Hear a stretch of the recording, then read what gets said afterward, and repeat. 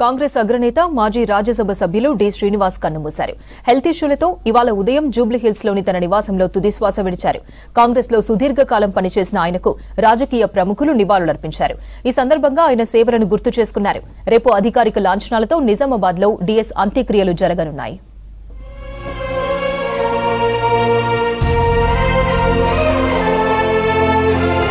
Congress senior నేత రాజ్యసభ మాజీ సభ్యుడు డి శ్రీనివాస్ కన్నుమూశారు.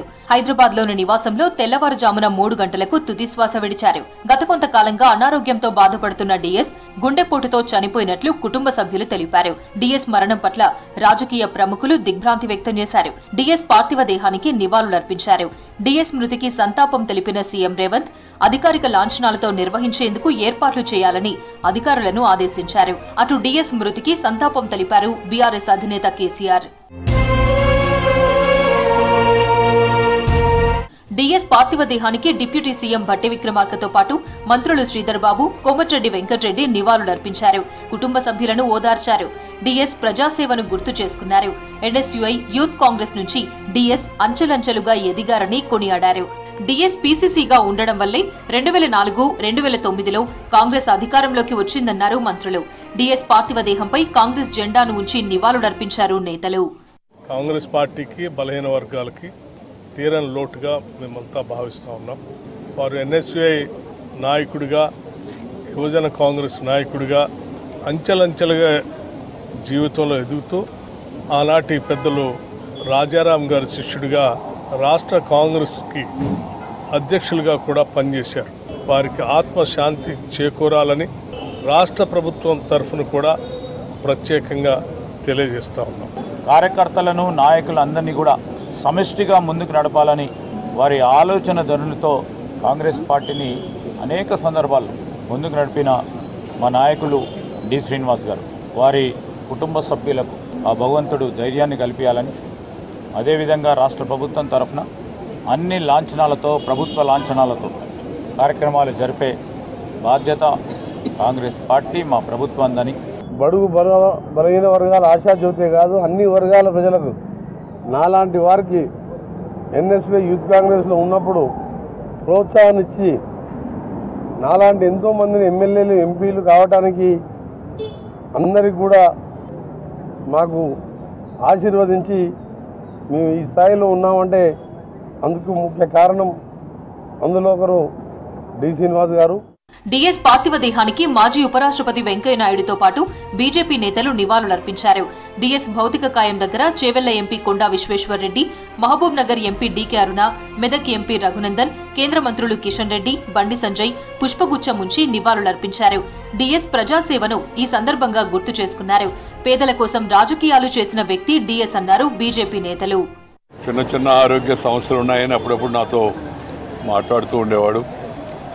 అలాగే రాజకీయ విషయాలపైన కూడా నేను ఉపరాష్ట్రపతిగా ఉన్నప్పుడు, అంతకుముందు కూడా తరచుగా కలిసి పరస్పరం అభిప్రాయాలు తెలుసుకుంటుండేవాళ్ళం.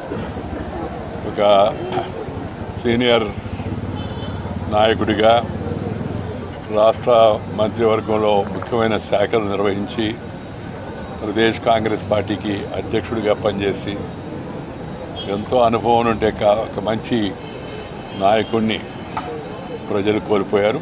అనేక మంది యువ నాయకులకి, కొత్త తరం నాయకులకి పార్టీలతో నిమిత్తం లేకుండా ఎంతోమందికి మార్గదర్శనం చేసి తెలంగాణ రాష్ట్ర సాధన కోసం జరిగినటువంటి పోరాటంలో తన వంతు కృషిని, తన వంతు సహకారాన్ని కాంగ్రెస్ పార్టీ నుంచి ఇప్పించి తెలంగాణ రాష్ట్ర సాధన కోసం ఆ బిల్లు పార్లమెంట్లో ప్రవేశపెట్టడం కోసం సహకరించినటువంటి ఆ మహనీయుడి మృతి పట్ల అశ్రు నివాళుల్ని తెలియజేస్తూ డి శ్రీనివాస్ మృతి బాధాకరమన్నారు కేటీఆర్. జూబ్లీహిల్స్లోని డీఎస్ నివాసంలో మృతదేహానికి నివాళులర్పించారు. హరీష్, తలసాని, జగదీశ్వర్ రెడ్డి, ప్రశాంత్ రెడ్డితో పాటు బీఆర్ఎస్ నేతలు నివాళులర్పించారు. రాజకీయాల్లో అజాత శత్రువుగా డీఎస్ పేరు తెచ్చుకున్నారని అన్నారు కేటీఆర్. కుటుంబ సభ్యులకు బీఆర్ఎస్ ప్రగాఢ సానుభూతి తెలియజేస్తుందన్నారు. కలిసిపోయే మంచి వ్యక్తిత్వం ఉన్న నాయకుడు పెద్దలు ధర్మపురి శ్రీనివాస్ గారు ఈరోజు మరణించడం అనేది చాలా బాధాకరం. వారి కుటుంబానికి మా పార్టీ తరఫున, మా అందరి తరఫున వ్యక్తిగతంగా కూడా సానుభూతిని వ్యక్తం చేయడానికి ఇక్కడికి రావడం జరిగింది. ఈ బాధాకరమైన సమయంలో వారి కుటుంబం, వారి అభిమానులు మరి మనోనిబ్బరంతో ఉండాలని ప్రార్థిస్తూ వారి ఆత్మకు శాంతి కలగాలని చెప్పి కూడా ప్రార్థిస్తూ టీజేఎస్ అధ్యక్షుడు కోదండరాం డీఎస్ మృతదేహానికి నివాళులర్పించారు. ఉద్యమ సమయంలో డీఎస్ విలువైన సూచనలు చేశారన్నారు. ఆయన మార్గనిర్దేశం ప్రత్యేక రాష్ట్ర సాధనకు ఎంతో ఉపయోగపడిందని చెప్పారు. బయట సాధారణమైన ఒక రాజకీయ జీవితం గడుపుతున్న వారితో ఎప్పుడు కూడా ఒకే రకంగా ఉండేటువంటి వారు, విషయాల పట్ల ఒక స్పష్టమైన అవగాహన కలిగినటువంటి వ్యక్తి.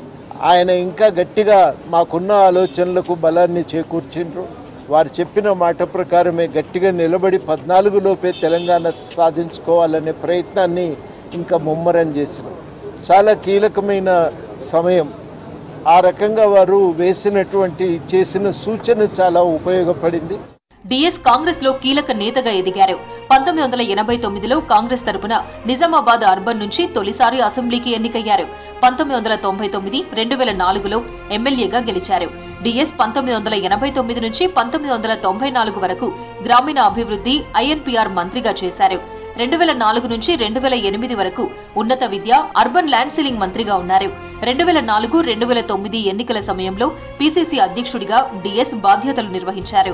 డీఎస్ పీసీసీ అధ్యక్షుడిగా ఉన్న 2 సార్లు కాంగ్రెస్ అధికారంలోకి వచ్చింది. సోనియా గాంధీకి విధేయునిగా ఆయన గుర్తింపు తెచ్చుకున్నారు. తెలంగాణ ప్రభుత్వ అంతర్రాష్ట్ర వ్యవహారాల సలహాదారుగా కూడా పనిచేశారు. 2016 నుంచి 2022 వరకు బీఆర్ఎస్ రాజ్యసభ సభ్యుడిగా ఉన్నారు డీఎస్. పోలీసుల గౌరవ వందనం తర్వాత డీఎస్ భౌతిక కాయాన్ని నిజామాబాద్ కు తరలించారు. రేపు నిజామాబాద్ లో డీఎస్ అంత్యక్రియలు అధికారిక లాంఛనాలతో నిర్వహించనున్నారు. అంత్యక్రియలకు సీఎం రేవంత్ రెడ్డి హాజరు కానున్నట్లు తెలుస్తోంది.